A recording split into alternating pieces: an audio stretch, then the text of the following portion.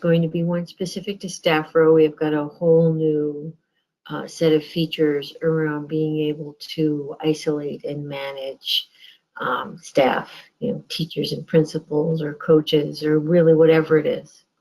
And then we'll focus on doing featured or star composites.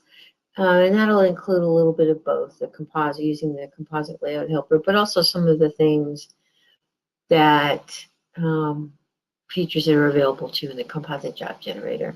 And then finally, we'll be looking at the composite job generator. There's been some features that have been introduced in over the last, kind of the transition from 20 to 21, and we want to make sure that you're aware of where they are and what's happening. So the composite layout helper is accessed from the right-click menus, either in the product to create a new one, or with an existing composite order item. The same tools will be used, and I'll go through this when we get into dp2. The same tools are available to you if you need to edit a composite that you've generated, or you want to edit a range of composites or a single composite, again, as I said, when you're actually building a new one. So there's a few things that I want to highlight as we go through the program, and I'm just kind of going to go through them briefly here, and then of course we'll look at them in more depth in dp2. So the composite, the biggest difference between the layout helper and doing a traditional composite is that our new method and our new features allow us to create a composite without a predefined pattern. So you kind of can do the whole thing at one time. You don't need to go through the process of creating a pattern first, which is huge. You can edit existing composite layouts, as I said. You can build new ones without a pattern. You can set margins and what we're calling padding for both countable and non-countable nodes, and you can do them differently. So you're no longer restricted so that the title block has to fit within those rows. You can move things around and use the standard toolbars in ways that we haven't been able to in the past. One of the other new features that we're going to look at is the ability to position what we'll call a fixed or restricted or enclosed layout. That'll all be clear in a minute. But then shift the countable nodes around it. So I can move one of my fixed nodes, and I can have my countable nodes I can reposition as what we're calling it. Another feature that we've added here is what we're calling placeholders, which look a lot like, although they don't behave like them, they look a lot like creating those blank spaces that we used to have in a pattern, so that you can have, you can kind of control the look of your layout. You're going to easily and really seamlessly be able to create name nodes for the composite job generator. And it's right within the layout helper interface, so that, and it's easy to change or edit, can automatically create additional composites from your existing layout. So that if you do your creative work in one layout, you can create the rest of the range based on the attributes of that one layout, and really manage what it looks like. Backgrounds, you can apply styles and output specifications to one or more layouts at the same time. If you've already built a range of layouts, you can duplicate them and edit those, and so it's really made it a lot easier to work with composites in dp2 in version 21. One other thing we do want to mention is that we now have a new sample order, so there's more kids, and I'm going to work inside that sample order today when I'm editing, and then I'll create a new layout. And you'll load it from the tutorial school workflow. It's going to load a new order, and it adds new subject info and new kids, so that you have a little bit more data and images to work with if you kind of want to work in the test mode and kind of experiment with what we've got here before you start doing your new composites. So let's take a look at dp2. So in dp2, this is version 21.0.33, which is the release version. And you should have all gotten something from Excellion to let you know that this was available for download. What I'm going to do first is just really go through. I'm going to use the sample order layout, and again, help tutorials if you've not loaded it or you want to create the new one. It's not going to overwrite the old one, or it shouldn't, but it will create a new one. And so going forward, you wouldn't be able to reinstall that old one. You just create the sample order. So what that sample order is going to do is it's going to come up as KA sample order. And as you can see here, we've got some new Kodak Kids.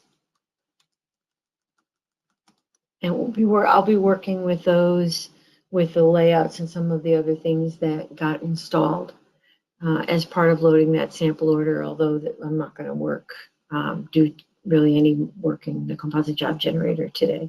I want to just give you a sense of what it is, let you know where it is. So my subject info data table for this, for the new sample order, you can see we've got a little bit more going on in here, and it's a larger group. We've kind of introduced the concept of customer product fields that we understand, packages, criteria, custom 1 and 2 kinds of things that you might see if you were bringing in data from other programs such as PhotoLinks.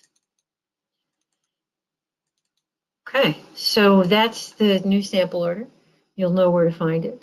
So the first thing I'm going to do is I'm just going to open up the layout that got loaded. You'll see we've got from 10 to 57, and I could start at 57, but I think I'll just start somewhere in the middle and get that open, and I'll be editing this one. So this is layout, I think it was 36, and to get to the layout helper, it's a right-click menu item, add layout helper, composites, edit.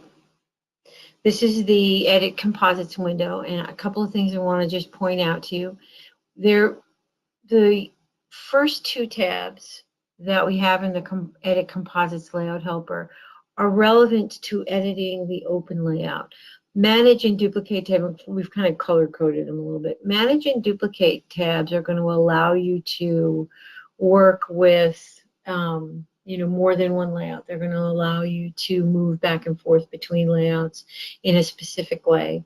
They also will be saving changes back to disk or to the text file that's in the folder, as opposed to kind of making edits and saving them and previewing them within the layout helper itself. So I'll go through what we're seeing here. What you've got first is, and I mentioned it kind of right at the top of my list, is the margins for countable nodes. In the past, when we've created a pattern, you set the margins and everything falls within the margin. Within the new layout helper and some of the new features that we've set up, and kind of enabled in this version, these margins here are specific to this particular layout. And this one has this particular example has a much larger bottom margin. And I did that to kind of make the point that you could, change your margins. You're not bound by that. To change it is really very simple. It's just a matter of changing the value in here and hitting the reposition button. The reposition button is going to allow you to see that change real time. It's a relatively subtle change in this case, but we really want to reinforce that those countable nodes fall within that that set of margins. The other thing that you're going to see below it that's relevant to countable nodes is the ability to use first to set a limit to the number of countable nodes in that top row. It's not really applicable here because I have some other things going on. I have a staff row, I have a title block. So in this case, it really may not, impact it. If I were simply, and I'll show you this when we're building a new layout, if I were looking at it from that point of view, I could actually manage all my countable nodes, but I've got some other things happening in this layout. So the node sizing that we see next to it, which is here, we've seen that before. If you've ever made a composite before in the composite layout, where I'm building the relationships between the image and the text nodes, and these again are the countable nodes. But I'm also, I've got my offsets, and in this case, in these samples, it's the text node is the same width as the image node, and we do it in percentages here just as a reminder, so that as the number of countable nodes changes and the size increases and decreases, dp2 is figuring out on your behalf. So the minimum horizontal padding we have set here, but below that, this is of course the maximum width and height of the node itself. But below that, you're going to see that I have padding around fixed nodes. So if I wanted the padding around my fixed node, my title in this case, I could change this, right, to be a narrower area, so that depending on what I'm working with and how I'm working on it, I can actually really kind of bump these up. In this case, it's not going to really make any difference, or it's not going to show, because I'm not going to be able to fit any more countable nodes up on that top row. But depending on what you're doing, whether you've got artwork or logos, and you want to really kind of tighten up this space, and I'll show you this a little bit more clearly on when we're building a new layout, that you could just reposition it, and dp2 would go ahead and flow those around it and tighten up that space, given that it was able to add an extra node there. So I can also add nodes here, and it's simple to add one node. You can add 1, you can add 5, you can add 7, you can add whatever value you need to when you're doing that. And I'm going to show you this just so that I can make the point. What's going to happen is I need to select a node for it to duplicate. If I add a node here, that's going to change the value up here. So now dp2 understands that this is 37, but my layout is still 36. But I just wanted you to kind of get a feel for how easy it is to add nodes. You just have to kind of be aware. If I were to save this, what would happen is dp2 would want to overwrite 37 and not 36. I'm going to actually go ahead and undo that. Now we see I've got undo down here at the bottom. Very simply, a way to kind of see that. We have some other buttons here about saving, reverting, and some of these I'll demonstrate when I'm doing the new layout instead of kind of editing this one.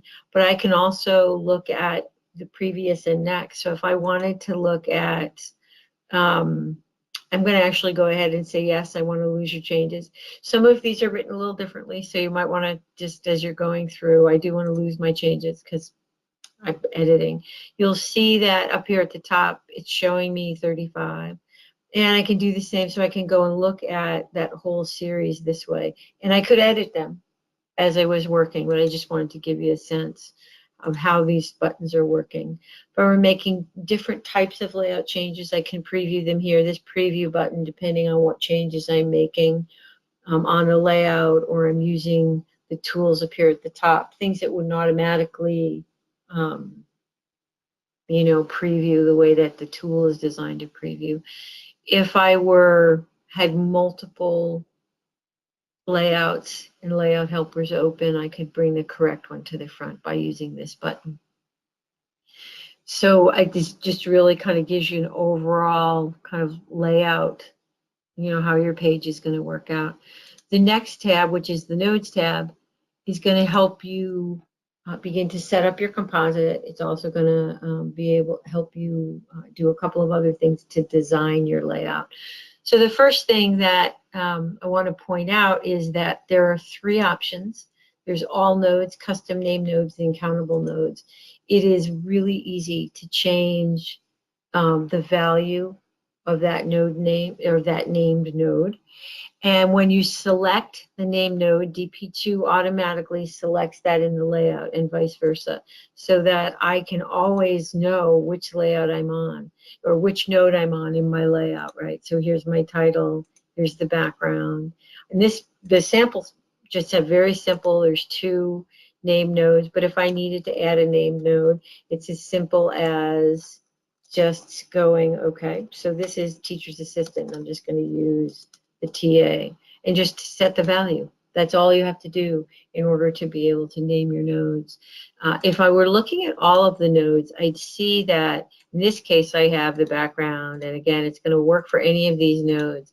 One of the things that I do want to point out is that what's happening here is because I have some other types of nodes, those are all listed this way.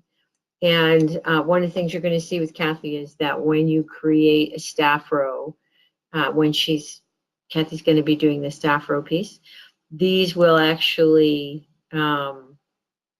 be named because these become non-countable as part of a staff row, and Kathy's going to go through how that all works. This one here, the 1100, this is actually what we're calling a placeholder. And I'm going to show you the placeholders. These are hidden kind of by default when you open it up.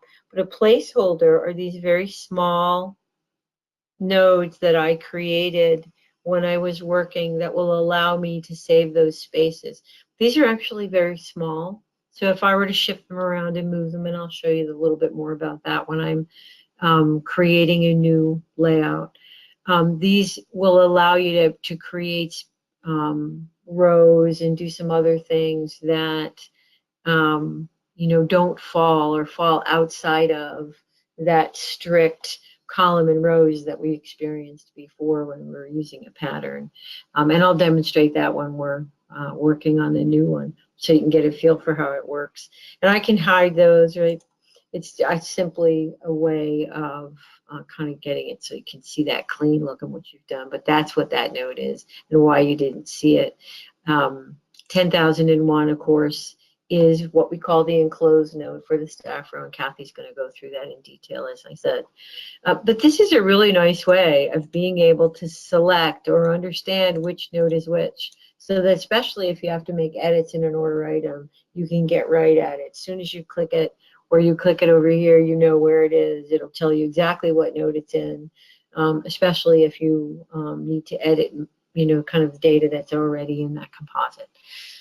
So those are some really nice features. The other things I'm going to show you, I'll demonstrate here, is our ability to, and this is true with any node, to center it horizontally, to center it vertically, to use the align, which is a feature that we've had for a very long time. We're just making it easier for you to get to it here. This is, you'll just, if you were to select a node, you would just make it a placeholder, right? And again, it's going to show you, I can undo adding a placeholder. So some really nice things. I can resize a text box. There's a number of things that I can do that I'll demonstrate when we're creating a new one. From the Manage tab, you can see that now I'm looking at a much greater kind of an overview of all the layouts in my collection, and they're all going to be listed here. I can overwrite or correct, and again, some of these things I'm going to be showing you when we're doing a new one. In this case, because I'm using the sample school, but I might decide that I need some more layouts in my collection. And the sample layouts, there's 57 of them, but I might, as an example, need to create new ones. And what I'm going to do is, and you'll notice, now that I'm in the Manage tab, I'm no longer working on that open layout. Once I get to the Manage tab, I can make decisions about, I could make decisions and change the entire set. In this case, I'm just going to add to it. So if I wanted to add, maybe I need 58 to 75. What I'm going to do is use the attributes of my layout that I have open, or the one that I've selected, could be either one. And I'm going to decide, do I want to, I'm not going to change anything because I've already, but I might decide that I want the countable nodes to have one of my styles, right? So I can select a style from anyone. These are going to show all the ones that are both image and text. So I can show, I'll just use one of the strokes. I can select another one for the text. I can use the attributes that I already have, as I said, but I'm going to go ahead and just make some modifications to this one. I can add a background, right? So let's say I want to add a background, and you know, I'll just go find a background, and I can do that really from any one of these, any background that you have in your backgrounds folder, you'll have access to here. As you can see, it doesn't, I'm not going to worry too much about what I have. I've got a whole series of different backgrounds, and I'll just go ahead and open one of them. Now I can also select my output spec here, and the same thing is going to be true. It's going to go and open up the output specifications folder by default. And actually, in this case, maybe I want to overwrite all of them. And so what I'm going to do is I'm going to start with 10, and I'm going to overwrite the ones that I have, and I'm going to create the new ones that I need. And first thing I'm going to do is I'm going to apply that to this first selected layout. And then what I'm going to do is create from all of the, overwrite the ones I have and create the new ones that I need simply by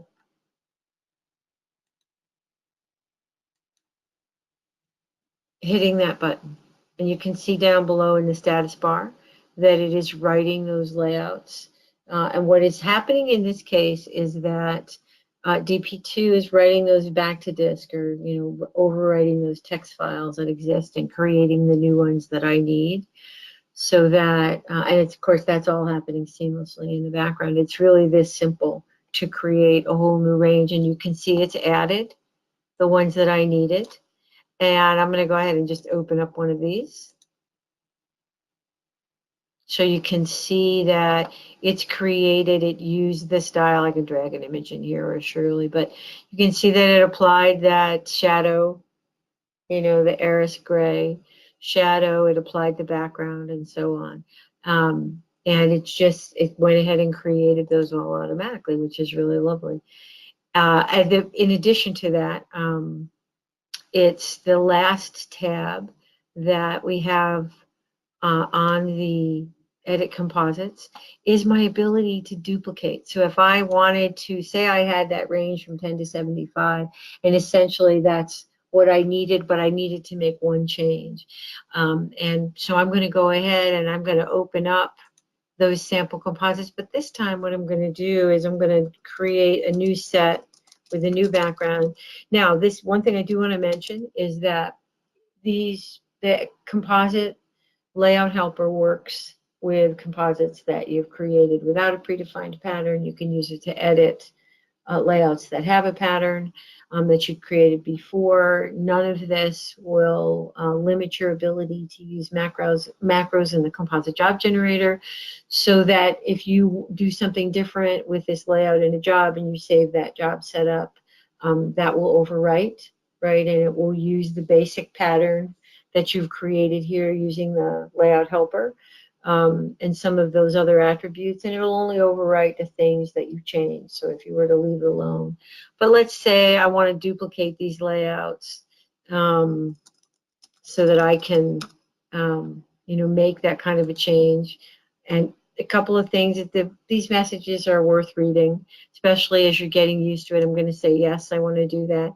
Now, a couple of things, because I am working in this environment, I've written all those text files, or I'm about to write all those text files, but I need to create that entry in the database. So I'm going to say yes. So now it's added that product, and if I were to refresh this window, I would see it down below. And it would allow me then to kind of work and create, and it's really that simple. Let's look at creating a new layout. It really starts from the same process as any other layout or any other product, new composite product, but in this case, we're going to create without a predefined pattern. It's going to open up the standard, create a new product window, and in this case, it's a portrait composite. You could, same as it is in any other product, simply identify the width and height of the layout itself. I'm going to just name it, and the number of positions will determine how many countable nodes are on your initial layout. You could start at the bottom, the lowest number, start at the highest number, start somewhere in the middle, which is sort of what I'm going to do. I'm going to choose 25 because it's a good way for me to show you one of the major differences between this tool and creating it with a pattern. 25 positions in a pattern, if I were using the pattern editor, would have given me 5 rows of 5, right? But in this case, we're using some different math and some other variables to determine how this lays out. So I'm just going to create that. You could change the path if you needed to, but in this case, I'm not going to do that. So you can see already that it's not 5 rows of 5. And I'm going to play with this a little bit. I do want to just mention that it opens up the product images window just as it would have, as a convenience in any other layout. But we can select a background. We can drag and drop all of the edits and changes that we make to this layout can be used as a template for all of our other layouts. So it's a much more creative environment because you can see it's real time. We can really take advantage of those WYSIWYG features in dp2 and kind of use that much more friendly interface than the composite layouts that we didn't really have the opportunity to see until they were already generated in the old way. So the first thing that I'm going to do is kind of make some decisions about what I want. Does it have a title block? I'm not going to put a staff row in this one. This layout is more typical of when you want the kids to flow into a staff row. So if and I'm going to go ahead and name the nodes first. But if I want all of these to remain countable nodes, then I wouldn't use a staff row because that makes them non-countable. But it gives you some other capability that for those of you that are creating layouts where you don't want the kids to flow into the staff row, you can really control that now in some meaningful ways. So in this case, I'm going to kind of go directly to my node tab so I can name my nodes. And I'm going to use the school as my example. But these node names can be anything that you need them to be. And maybe this is the assistant principal. But again, because these are all countable nodes, if there isn't an assistant principal or you're not using the macros to populate those for a particular class in a job set up in the composite job generator, the other images, either the teachers or the children in this example, would just flow into that next node. But I'm going to select the next one and I'll make that a teacher just to kind of give you a feel for how easy it is to do this now. I'm going to set that value. Maybe I'll just do 1 as a teacher assistant. I'm just going to call it TA. And then set the value. You'll notice that this is now node 5. So we have not changed the node numbering. Everything is going to flow as we like it. So I've got my custom node names. Again, as I showed you earlier, I can look at all nodes or just the custom name nodes. But now what I need to do is maybe add that title block. I could add an image node as well. So I'm going to add a title block, and it's as easy as, I think in this case, I'll put the title block down here. And I'm going to make it a kind of an even number across. And these tools work exactly the same as they would in any other layout, so that I can create, now that I have that, I can use the reposition tool to automatically manipulate all of those nodes around it. It's so much easier. So what I also want to do though now is I want to select that title block and I want to give it a name. So if I want to use macros in my composite job generator, I'll have that value in the dropdown, right? So that I can associate macros with it and so on, just as I would in a normal workflow. So now I've done some very basic and essential things. As I said earlier, I can go to properties and I can manipulate this. I can change the font. I can kind of really do whatever I need to do. And this is going to, of course, show me all of the, any of these attributes. This is going to show me my true type fonts and so on. I can do strokes and colors and anything else. I can add backgrounds. This really gives you access to the full suite of user tools for creating layouts. Close that because I just really wanted to give you an example. Now what I want to do is save this before I move forward. So you can use the file save here if you're a lab that perhaps uses the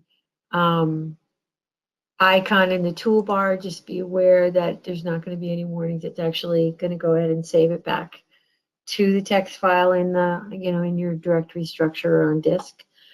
I can also use the save button here, so that in a case like this, it's actually going to open up the save as and ask you to overwrite it. I'm going to just say yes, just so I can kind of demonstrate what's happening. Once I've saved this, now I can actually use this as a way to build my other layouts. Now I can make other choices. I have the option here to apply changes, so that if I wanted to make the countable nodes a particular style, right, I'm going to do this actually after the fact, so I can show you overwriting. I can, this here, if I were to generate those and require an output spec, it would use whatever I put in here. And in this case, I'm going to go ahead and put an output spec in here just so I can show you that it would automatically go to the output specifications folder in dp2. I'm going to apply that to this selected layout. Say yes, so it's kind of another way to apply it. When I'm doing that, you're going to notice that I don't have to save it. When I'm in the Manage tab, as I mentioned earlier, I'm working to disk, right? I'm saving back automatically. When I'm in the Edit and Nodes tabs, I'm working on the open layout, and then I need to automatically save it. It's just kind of a good way to think about the difference between these tabs, and it's an important one. So now I've got the basic attributes. I could apply styles here, so I could do the same thing, right? For my countable nodes, which in this case is all of them, I could go ahead and apply a style, and I'm just going to go ahead and apply one of these styles that I have. And the same thing is going to be true. I'm going to need to apply that to the selected layout. Say yes, and we don't really going to see anything, but dp2 has now applied that style. This isn't to say that you can't apply a different style when you're actually generating the job. Like all those things are going to stay pretty much the same. But now what I want to do is build my other layouts. So I think what I'm going to do is go ahead and I'm going to go from 10 to 75. That's the range that I need. I'm going to say overwrite simply because I have that layout there. And I have the output specification, and I have all of the other things done. And I'm going to create from the selected layout. I could deselect require an output spec, but why? So I'm going to create them, and I'm going to say yes. So what you can see down there in the status is that dp2 is counting down, and it's showing you all the layouts as it writes them, and it's writing them back to those text files back to that folder, my original path that I set up when I created this first one. And it's using all of the attributes that I set up in this layout, and it's really that simple.